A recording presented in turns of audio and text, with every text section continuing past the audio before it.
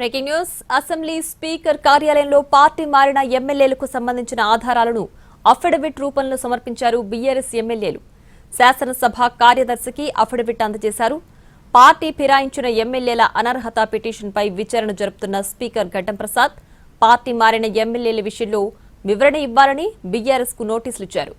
దీంతో ఇటీవలే అసెంబ్లీ కార్యదర్శిని కలిసి లేఖల రూపంలో సమాధానమిచ్చింది. అయితే వాటిని న్యాయ సమీక్షకు అనుగుణంగా అఫిడవిట్ రూపంలో ఇవ్వాలని శాసనసభ కార్యదర్శి కోరగా తాజాగా అఫిడవిట్ సమర్పించారు బీఆర్ఎస్ ఎమ్మెల్యేలు.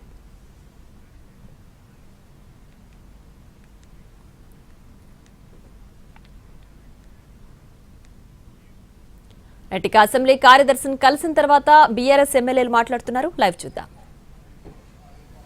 ఈ చట్టం తెచ్చినప్పుడు ఈ రెండు జాతీయ పార్టీలే పార్లమెంట్లో ప్రాతినిధ్యం ఉన్నాయి, కాంగ్రెస్ బీజేపీలు. ఈ దేశంలో ఇట్లాంటి ఏమైనా జరిగినాయి అంటే దానికి పూర్తి బాధ్యత కాంగ్రెస్ బీజేపీ రెండు పార్టీలది.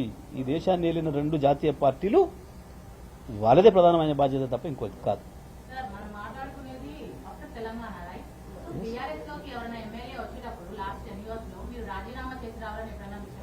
మేము విలీనం చేసుకున్నాము. విలీనానికి సరిపోయే సంఖ్యలో అయినంత మంది వరకు మేము తీసుకోలే వాళ్ళని.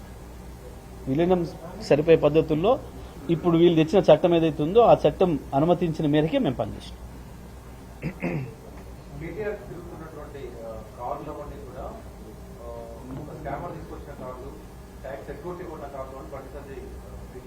బండి సంజయ్ ఎక్కడ కొన్నాడో మేము కూడా గానే కొన్నాం, వాళ్ళందరూ ఎక్కడ కొంటారు, మేము కూడా గానే కొంటున్నాం. గంతే.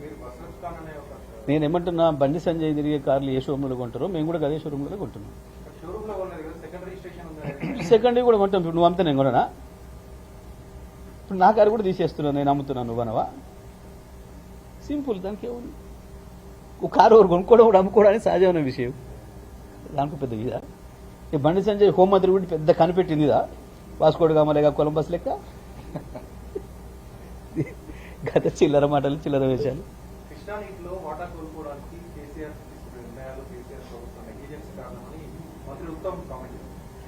ఉత్తమ్ కొన్ని సందర్భాల్లో ప్రజలు అంటుంటే నేను కూడా నిజమో కాదనుకునేది, కానీ ఉత్తమ్కు బుర్ర ఇక్కడ లేదు ఇంకెక్కడో ఉందని అంటుంటారు కొంతమంది. అది నిజమే అనిపిస్తుంది కొన్ని సందర్భాల్లో. ఎందుకంటే 511 ఆంధ్రప్రదేశ్కి 299 తెలంగాణకు కేటాయిస్తూ జీవో ఇచ్చింది కాంగ్రెస్ ప్రభుత్వంలోనా మా ప్రభుత్వంలోనా? దాని మీద నిలబడతాడు ఉత్తమ్? 2014 ముందే ఆ జీవో ఇచ్చిండ్రు, అది నిర్ణయం చేసింది కాంగ్రెస్ పార్టీ ప్రభుత్వమే, ఇక్కడ రాష్ట్రంలో వాళ్ళ కేంద్రంలో ఉందని నేను అంటున్నా. ఈ విషయంలో ఏమైనా తేడా ఉంటే నేను దేనికైనా సిద్ధంగా ఉన్నా. ఉత్తమ్ సిద్ధమా? మాట్లాడతాడా? వస్తాడా? తెలంగాణలో తెలంగాణ ప్రభుత్వం ఏర్పడక ముందే, కేసీఆర్ ప్రభుత్వం ఏర్పడక ముందే మీ కాంగ్రెస్ పార్టీ చేసిన దుర్మార్గం వల్లనే అది జరిగింది.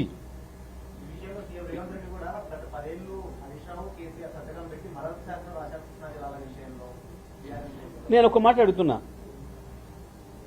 డేట్లు తారీఖులు పెట్టుకొని కూర్చుందాం ప్రజల సమక్షంలో, చెప్పు దెబ్బలకు సిద్ధమా అంటున్నా. నువ్వు ఉత్తమ్ కుమార్ రెడ్డి అయినా, నీ ముఖ్యమంత్రి రేవంత్ రెడ్డి అయినా మేము సిద్ధంగా ఉన్నాం. చెప్పు దెబ్బలకు సిద్ధంగా ఉన్నాం. మీ సిద్ధమేనా? కాంగ్రెస్ పార్టీ ప్రభుత్వంలోనే ఇది జరిగింది, యూపీఏతోనే ఇది జరిగింది, రీఆర్గనైజేషన్ యాక్ట్ వచ్చినప్పుడే ఇది జరిగింది అని నేను అంటున్నా. ఆ ద్రోహానికి బాధ్యులు మీరే. తెలంగాణకు జరిగిన ప్రతి నష్టానికి, తెలంగాణలో చనిపోయిన ప్రతి అమరవీరుడి సావుకు కారణం మీరే, కాంగ్రెస్ పార్టీనే. ఉన్న తెలంగాణను తీసుకుపోయి ఆంధ్రప్రదేశ్లో కలుపుతున్న నాడే వ్యతిరేకించినప్పుడు నలుగురిని కాల్చి చంపిన పాపం మీ కాంగ్రెస్దే. ఆ తర్వాత 69లో రాష్ట్రం కావాలన్నప్పుడు 400 మంది చంపిన పాపం మీదే. ఆ తర్వాత 2004లో పొత్తు పెట్టుకొని ఇవ్వకుండా సతాయించి ఆఖరికి కేసీఆర్ దీక్ష తర్వాత ఇచ్చినాక కూడా మళ్లీ ఇచ్చిన ప్రకటన వెనుకకు తీసుకొని ఆంధ్రాలో కృత్రిమ ఉద్యమాన్ని సృష్టించి ఇక్కడ కూడా 400-500 మంది పిల్లలు మళ్లీ చనిపోవడానికి కారణం కూడా మీ కాంగ్రెసే. నీళ్ల విషయంలో జరిగిన ద్రోహమైనా, నిధుల విషయంలో జరిగిన ద్రోహమైనా, ఉద్యోగాల విషయంలో జరిగిన ద్రోహమైనా, వీటన్నిటికీ కారణం కాంగ్రెస్ పార్టీనే తప్ప ఇంకొకరు కూడా కాదు.